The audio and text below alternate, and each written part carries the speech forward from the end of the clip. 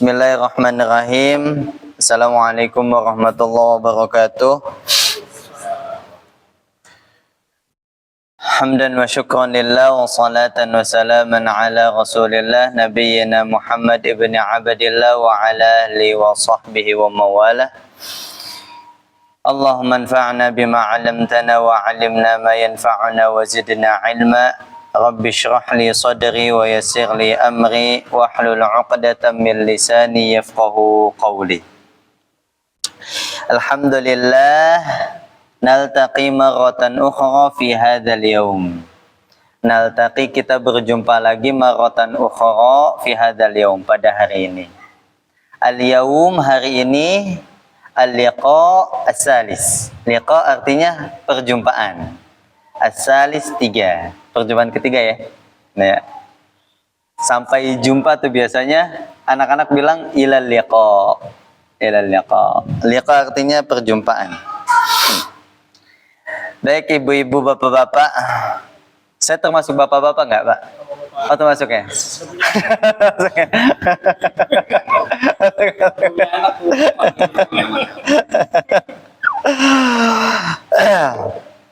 Sebelum kita masuk pembahasan, ada yang ingin ditanyakan terkait kemarin, mungkin barangkali ada perenungan-perenungan, kemudian ada pertanyaan. Atau dapat bacaan-bacaan yang baru terus ingin ditanyakan sebelum kita mulai? Belum ada ya? Pada perjumpaan kemarin kita ngebahas tentang mau kemana kita belajar bahasa Arabnya dan kuatkan niat kita dalam belajar bahasa Arab. Taib, kita kalau gitu langsung masuk ya, setelah 2 muqaddimah dari bahasa Arab. Perjumpaan pertama kita muqaddimah, perjumpaan kedua kita kuatkan lagi muqaddimahnya, dan mungkin ada di antara Bapak Ibu udah nggak sabar ya ingin ngebahas kitabnya, atau masih pengen muqaddimah lagi jilid 3 nih, muqaddimah jilid 3. Nggak usah ya, langsung ya. Kan kebiasaan orang Indonesia banyak basa-basinya. Ulang kali, Pak. Sebenarnya saya agak gemetar, kan Bapak suhu nih di sini nih, saya jadi agak malu.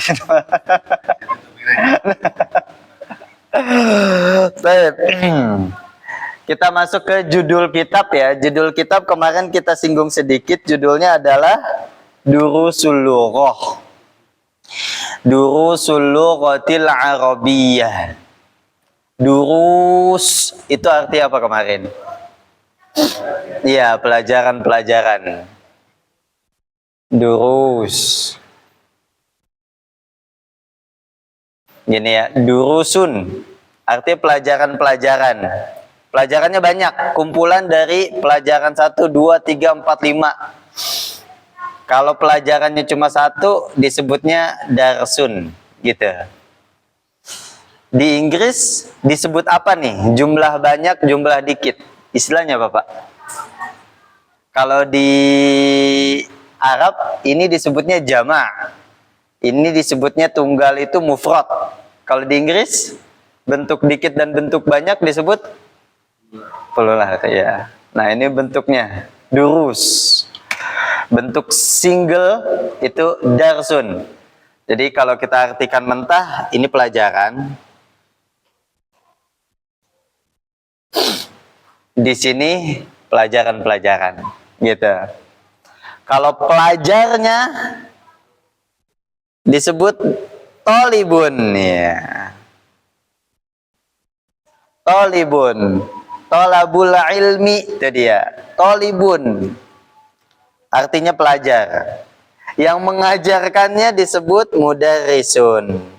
Agak-agak mirip ya sama durus, darsun, mudarrisun.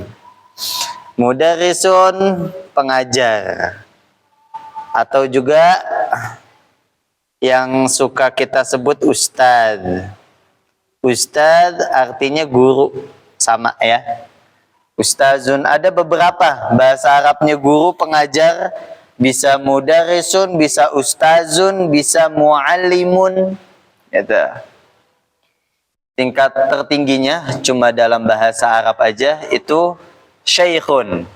Syekh itu udah tingkatan alim paling tinggi dalam bahasa Arab. Gitu. Taib. Durus pelajaran-pelajaran. Maka dalam buku ini itu nanti akan tersistem seperti itu. Ada pelajaran 1, 2, 3, 4 kalau nggak salah sampai pelajaran 18. Kalau nggak salah ya. Di dalam buku jilid 1. Ini kan Durusul Lughoh jilid 1. Nah, nanti di setiap pelajaran 1, 2, 3, 4, 5 itu intisarinya ada. Tentang qawaidnya ada. Dan paling mudah emang belajar bahasa Arab dengan rujukan kitab ini. Dari sekian banyak kitab pemula telah disepakati, banyak para pengajar bahasa Arab bersepakat bahwa Durusul Lughoh paling mudah. Gitu. Buat pembelajaran bahasa Arab pemula. Baik ibu-ibu, bapak-bapak, itu dia Durusul Lughoh Al-Arabiyyah. Pengarangnya Dr. Abdurrahim. Tuh, ada ya paling bawah kecil tulisannya Dal titik Abdurrahim. Dal itu artinya doktur. Ada Pak. Ada ya. Itu Dal itu doktur. Ya. Doktur itu gelar kalau udah S mambo. Ya, karena saya juga alhamdulillah udah sampai S teler kalau nggak salah terakhir itu. Saya terakhir itu di Sofwa Academy. Di sana Magister Ulumul Hadis. Tapi kalau dibandingkan dengan Ustadz Abdul Somad nggak ada apa-apanya. Saya masih debu ya, debu di sendal ulama gitu. Buktinya saya belum jadi bapak-bapak kan? Iya. Gimana mau jadi ulama, bapak-bapak aja belum. Saya harus panjang jenggot dulu kayaknya.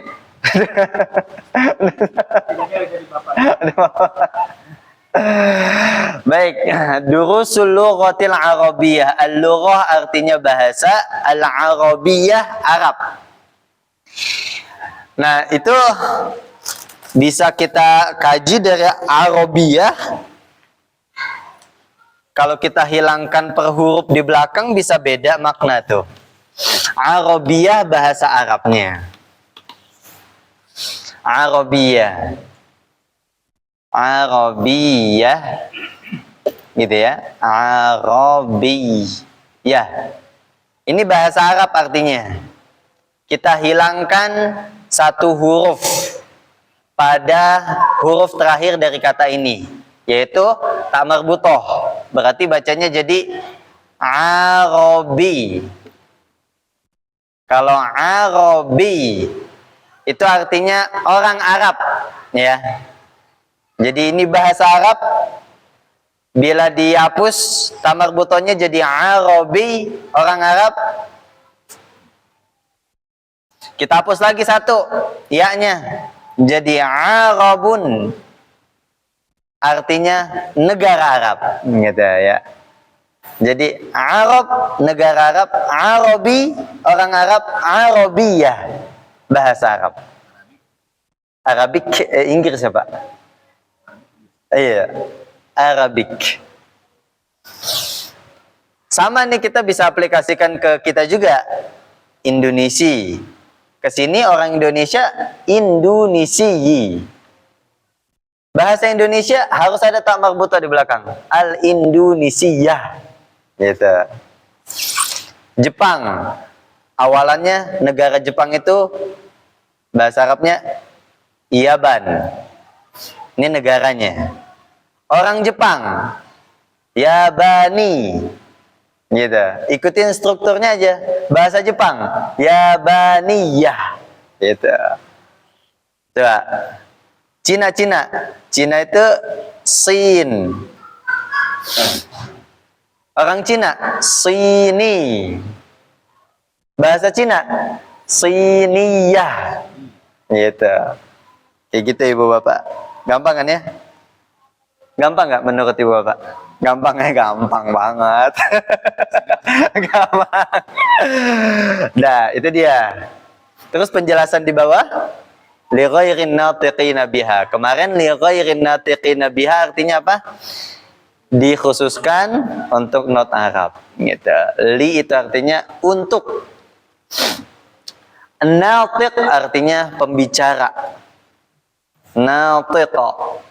Allah berfirman, wa ma yantiqu 'anil hawa, surah At-Talaq. Yantiq, natiq itu artinya bicara. Jadi Nabi yantiqu 'anil hawa, enggak bicara dengan hawa nafsunya. Baik. Kemudian ada lagi tanda kurung terakhirnya adalah al-juz'ul awal. Al-juz'u al-awwal.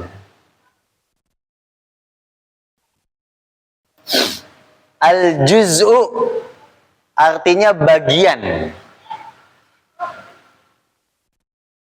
Kita nggak asing ya dengan kata ini. Juz. Juz'un artinya bagian. Makanya Al-Quran bagian. Juz 1, juz 2, juz 3 gitu. Kamu udah hafal berapa juz? Nah itu. Juz artinya bagian. Udah hafal berapa juz Pak Anto? Alhamdulillah. 30 juz ya. Alhamdulillah.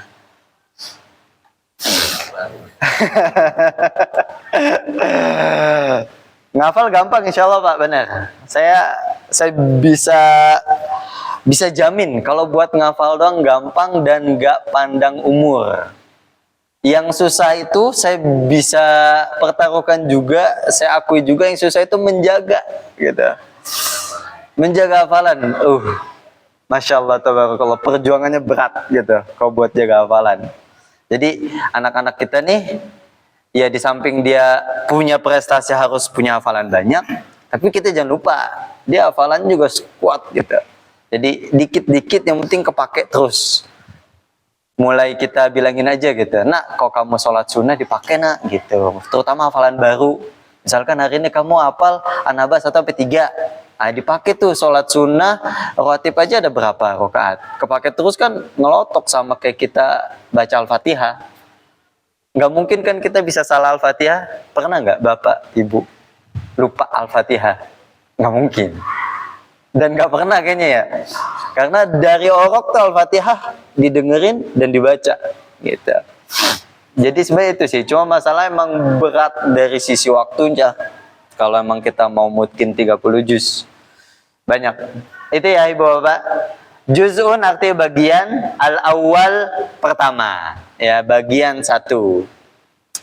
Juz'un minad din, kemarin kita bahas ungkapannya Umar bin Khattab, ta'allamu al-arabiyyah fa innaha juz'un minad din. Belajarlah bahasa Arab karena bahasa Arab juz'un minad din, bagian dari agama, ya. Sip, kelas ya. Ada yang ingin ditanyakan Bapak Ibu? Sebelum benar-benar kita masuk nih. Itu langkah pertama dari lembar yang kita buka. Enggak ada ya? Oke, kalau gitu kita masuk. Silakan. Sambil berjalan aja ya Pak. Sambil berjalan aja. Kalau misalkan ada ganjelan-ganjelan apa langsung aja nggak apa-apa. Kita interaktif aja. Kita masuk ke halaman berikutnya setelah judul. Ad-darsu, tuh tadi ya, dars. Ini adalah bentuk tunggal dari durus. Ad-dars, al-awwal, ketemu lagi tuh, al-awwal. Artinya berarti apa? Ad-darsul awwal, pelajaran pertama. Bisa dilihat dulu Bapak Ibu pelajaran pertamanya. Kayak kelihatan gampang banget ya. Kayak cuma gambar sama bahasa Arab doang, udah. Sip. Betul. Karena memang cara termudah untuk menangkap adalah dengan visual. Ya. Di situ nggak diartikan. Kalau bisa mungkin nanti ya. Nanti next. Kita cukup tahu arti mufrodat dari gambar. Jadi nggak perlu lagi kita artiin gitu. Kita udah tahu nih artinya. Kayak sekarang mungkin Bapak Ibu bisa latih biar nggak terlalu manja-manja banget. Di situ ada rumah, di situ ada masjid, nggak usah ditulis. Karena kita udah tahu itu gambar masjid, tuh gambar rumah, tuh gambar kursi. Ya di bawahnya bahasa Arabnya gitu. Baik Ibu Bapak, kemarin kita sepakati bahwa pelajaran kita ini ingin ke arah Qur'annya, karena kita ingin paham Qur'annya, tapi kita tidak bisa menutupi juga kita mesti latihan fit takallum, fil lisan. Lisan kita juga jangan asing-asing banget untuk mengucapkan bahasa Arab. Jadi kita latihan bersama, di situ latihannya tentang hada. Hada. Kurang lebih ini pelajarannya mirip yang punya anak yang hari Jumat. Cuma yang anak jauh lebih gampang banget ya. Mereka cuma warnai, ya apa yang diwarnai itu bahasa Arabnya apa gitu. Sama saya selingin tuh kalau yang anak-anak minggu ini mereka menghafalkan mufrodat serta mewarnai. Minggu besoknya itu hiwar kecil-kecilan. Hiwar tuh percakapan. Dari ahlan wa sahlan, jawabannya apa anak-anak? Ahlan bik. Kalau ditanya kaifa haluk? Ahlan bik. Ahlan bik. Biknya berhenti ya, bik. Nggak usah pakai Ambon. Nanti bik Ambon. Ahlan bik. Ahlan bik. Iya, ahlan bik ya. Kalau ditanya kaifa haluk? Apa jawabannya nak? Alhamdulillah bi khair gitu. Diselingin. Yang gampang-gampang aja. Insya Allah dari yang gampang-gampang ntar mereka makin banyak, makin bisa ya mengungkapkan. Apalagi anak-anak kan banyak ngomong nih. Saya bilang, kamu banyak ngomong, sesekali udah tahu bahasa Arabnya apa, ngomonglah pakai bahasa Arab. Atau kalau bisa udah mulai nih, jangan aku kamu lagi, atau lu gue. Ana antum gitu. Kan kalian tahu ana arti saya, antum artinya kamu. Sip, tapi kayak anak pondok banget ya kan antum ya. Tapi nggak apa-apa lah. Sambil latihan kan hal yang baik. Baik Ibu Bapak, hada itu artinya ini. Simpel ya. Hada ini. Ya. Ini titik-titik apa? Ini dengan mufrodat apa? Itu kita ucapkan sama-sama. Tentunya ba'da qiraati, setelah saya membacanya. Hada apa sampai terakhir ya. Siap Ibu Bapak ya. Hada baitun. Hada baitun. Hada masjidun. Hada masjidun. Hada babun. Hada kitabun. Hada kitab. Hada qalamun. Hada qalam. Hada miftahun. Hada miftah. Hada maktabun. Hada maktab. Hada sarirun. Hada sarirun. Hada kursiyun. Hada kursiyun. Sip. Artinya hada baitun, ini rumah. Hada baitun. Hada masjidun, ini masjid. Udah jadi bahasa Indonesia. Masjidun, masjid. Musolla, apa bedanya musolla sama masjid, Bapak Ibu? Mumpung lagi lewat nih, mumpung inget saya. Masjidun. Di sini musola. Kalau di kita kan pengertiannya masjid lebih besar, bisa dipakai Jumatan. Musola lebih kecil dan tidak dipakai Jumatan. Gitu ya. Tapi kita ingin bahas dari sisi bahasanya. Karena ini kedua ini walaupun sudah sangat familiar di Indonesia, tapi kan dia diambil dari bahasa Arab. Masjidun itu diambil dari sajadah. Sajadah. Tar dulu ya, saya tulis dulu. Musolla diambil dari kata dasarnya sholla. Di sini sajada. Nanti kita ketemu lagi sama kata yang gak asing dari sajada dan sholat, yaitu adalah sujud dan juga sholat. Sholat di kitanya. Kalau di sini pakai ta marbuto jadi bunyinya ha. Sholat. Jadi masih ada kaitannya nih. Masjid artinya tempat sujud. Ya, kalau diarabkan artinya tempat sujud. Nah, di kita tempat sujud sajadah, dan sajadah diambil dari sini juga. Asal katanya sajadah. Sajadatun, cuma masalahnya kalau diartikan sajadah itu lebih ke arah makna umum kalau di Arab, karpet, gitu ya. Jadi kalau kita bilang sama orang Arab, ya rijal, hadhihi sajadah, kata dia sajadah lil julus, itu karpet buat duduk, gitu ya. Jadi kalau di kita sajadah mungkin buat sholat, kalau di dia sajadah ya karpet biasa buat duduk, gitu. Nggak ada istilah sajadah buat sholat, gitu ya Bapak ya. Masjidun tempat sujud, masjid. Musola tempat sholat artinya, gitu. Kalau diarabkan dalam bahasa Arab artinya tempat sholat. Walaupun pas arti matangnya ya dua-duanya tempat buat sholat. Tapi kita bisa paham sampai sini bahwa masjid diambil dari sajadah, sujud, sajadah itu satu akar kata. Musola, sholah, sholah itu satu akar kata. Apalagi ya dari musola, paling dua ini yang kita familiar dengar gitu. Musola, sholah. Baik, itu Bapak ya. Kita lanjut. Hada babun. Babun artinya pintu. Babun ya, pintu. Lanjut. Hada kitabun. Kitab buku. Ini adalah buku. Kalau di kita kitab lebih ke arah ya kitab kuning, ya gitu kan? Kitab buat kajian, samalah intinya familiar kitab itu. Artinya buku. Lanjut, kolamun, pulpen. Ada ya kalam. Cuma kalau kalam lebih ke kalam. Jadi ada kolam, ada kalam.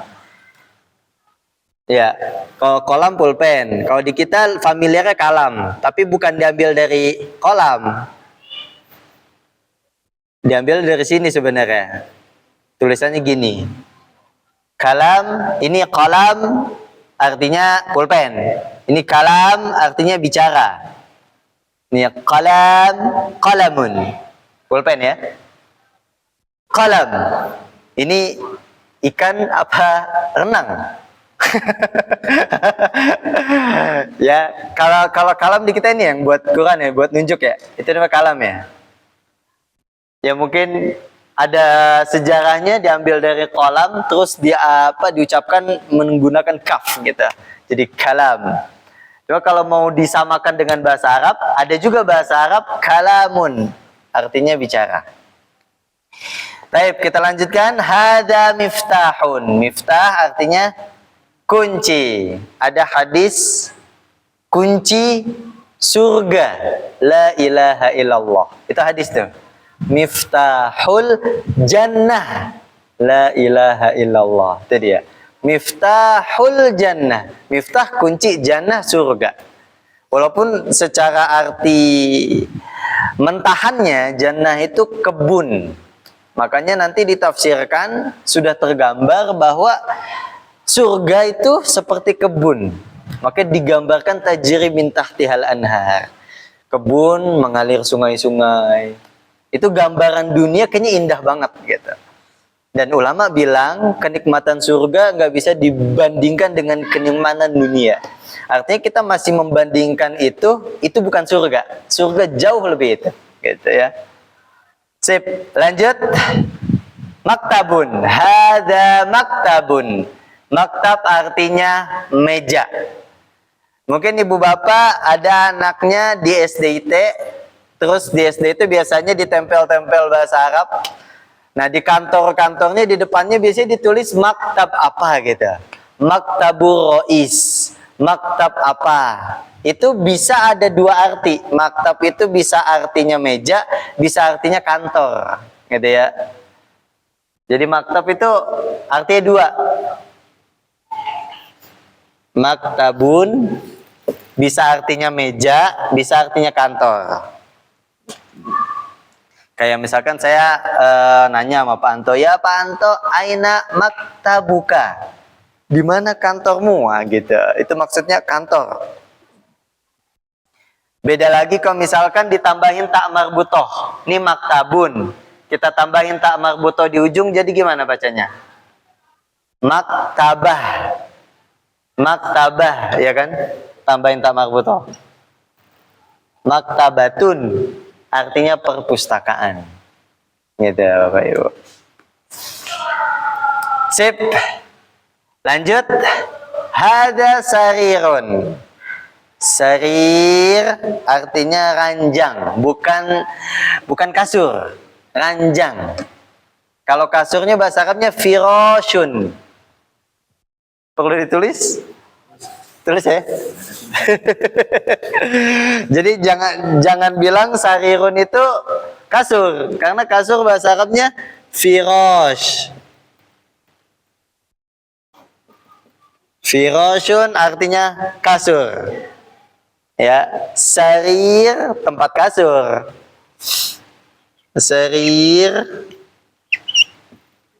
Sarirun artinya ranjangnya, firoshun kasurnya.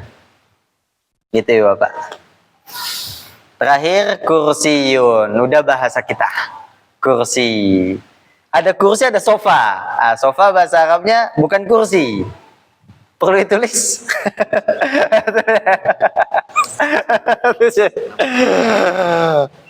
Kalau sofa, maq'adun.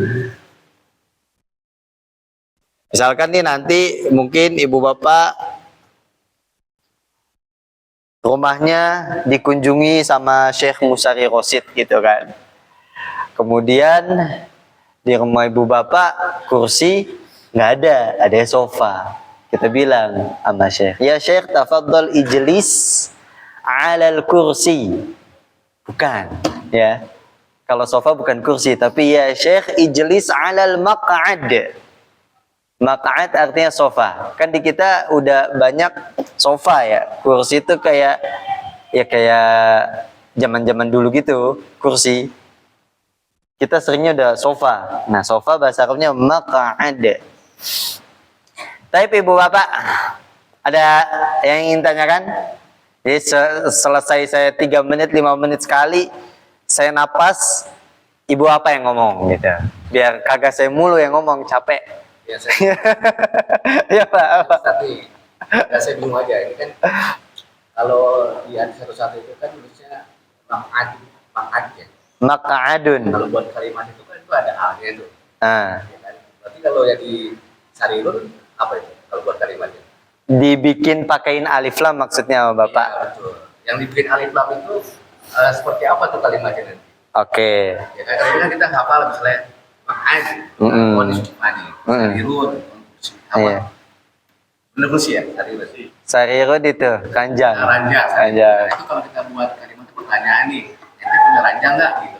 Seperti apa itu? Itu langsung ngomong, kamu punya ranjang nggak gitu? Nah, coba gimana? Hal indaka sarir? Ya, sarir. Iya. Emang Bapak tahu apa Pak? Enggak. Jadi beda lagi Pak, betul. Iya. Saya pikir itu apa setiap saya mau nanya nih pakai al, gitu kan? Nggak tahu nih. Iya. Jadi kalau lebih enaknya kalau saya sih perkata sih ya. Lebih cakep sih kalau kita kita buat kalimat. Ya enak nih gitu nih. Kalau ini kan saya nggak tahu nih. Saya misalnya saya udah hafal nih. Sarir itu misalnya. Sarir. Buat kalimat ini agak susah. Ya apa nanti? Tapi sarirnya udah bener Pak. Sarirnya pasti ranjang. Tinggal penambahan kamu memiliki. Nah, itu ada kosakata lagi kan yang perlu kita tambahkan. Al itu menunjukkan apa? menunjukkan ma'rifah, sudah diketahui. Oke, sekalian ya. Nih, jadi ibu apa di awal-awal itu biar gampang kita hafal mufrodat. Oh, ini bahasa Arabnya ini bahasa Arabnya ini. Itu nolnya seperti ini. Semuanya pasti bertanwin. Dommatain dulu, pasti. Itu untuk awalan, untuk kita menghafal mufrodat. Jadi banyakin aja dulu. Ini bahasa Arabnya apa, ini bahasa Arabnya apa. Dan pasti ujungnya jidarun, haqibatun, saburatun, maktabun, qalamun. Itu basic. Kalau kita tambahin di belakangnya, di depannya, alif lam, ada perubahan. Sebagaimana ada penambahan, ada perubahan. Di sini, firashun, kita tambahkan alif lam, al-firashu.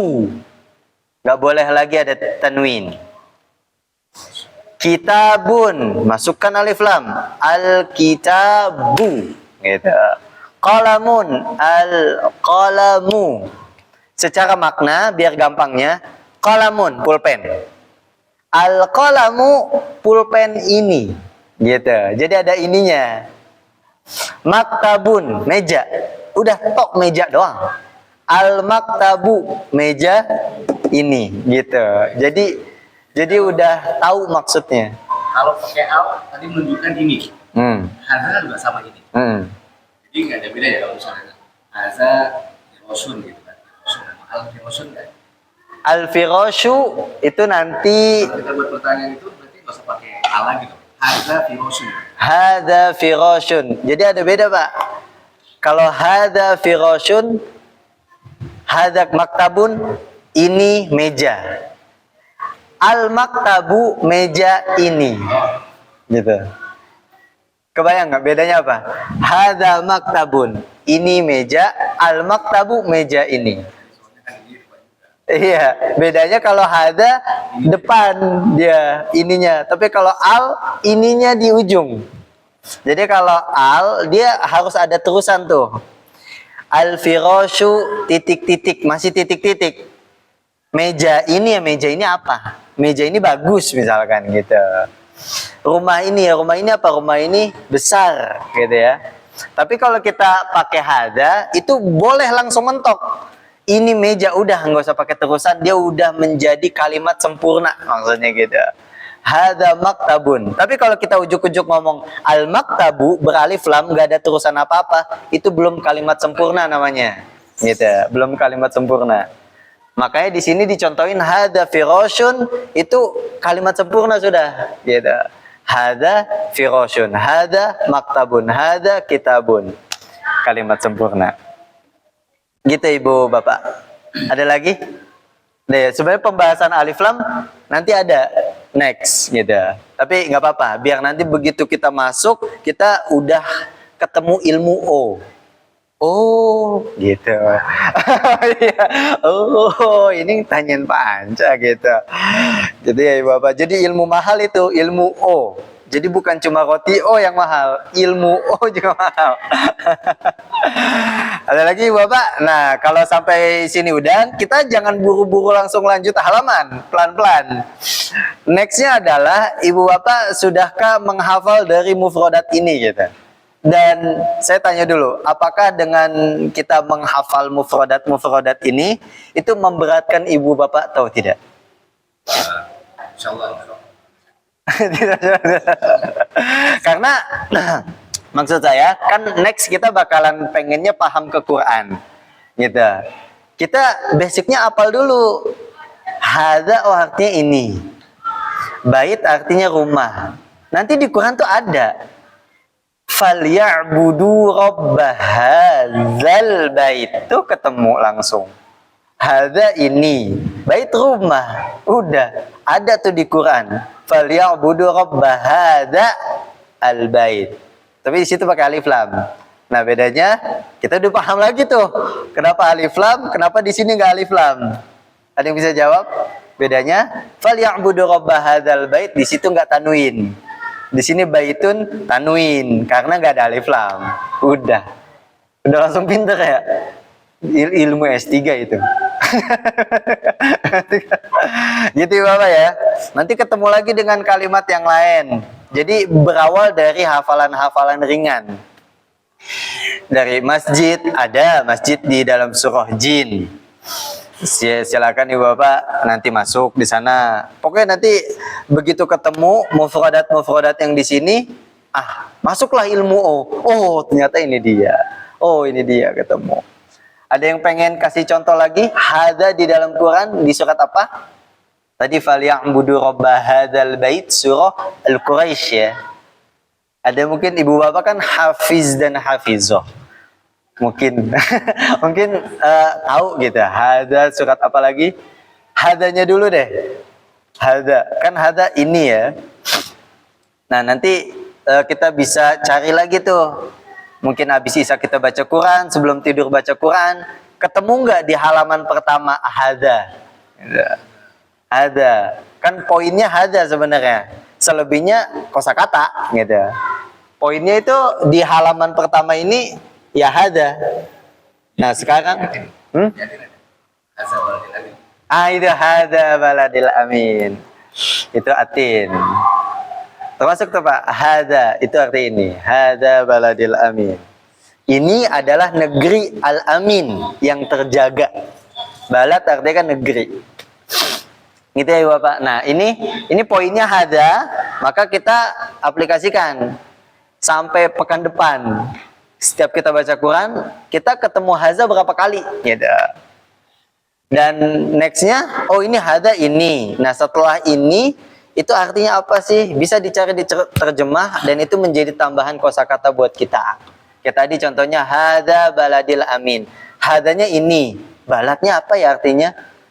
Cari terjemah, balad artinya negeri, gitu. Masuk lagi tambahan mufradat. Gitu Bapak. Kelas ya?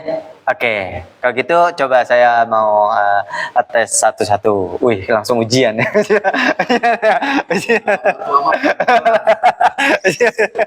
Langsung ujian. Hada qalamun. Ini pena. Ibu Bapak artiin apa yang saya ucapkan aja ya. Hada maktabun. Ini meja. Hada kursiyun. Hada masjidun. Hada kitabun. Ini buku ya. Hada sarirun. Ini ranjang. Sip. Masya Allah. Dah lulus. Besok saya terbitkan sertifikat. Sertifikat kelulusan. Terakhir saya Indonesia, Bapak Ibu Arabnya ya. Ini masjid. Ini meja. Ini pulpen. Kalaman. Ini tempat tidur. Terakhir ini rumah. Sip, ahsantum jami'an. Kelas ya, sudah Isya. Ada tanya terakhir mungkin? Surat Isya nanya. Soalnya kan ada agenda nonton bola katanya Pak. Taib yakfi, kita cukupkan. Subhanakallahumma wa bihamdika asyhadu an la ilaha illa anta astaghfiruka wa atubu ilaik. Assalamualaikum warahmatullahi wabarakatuh.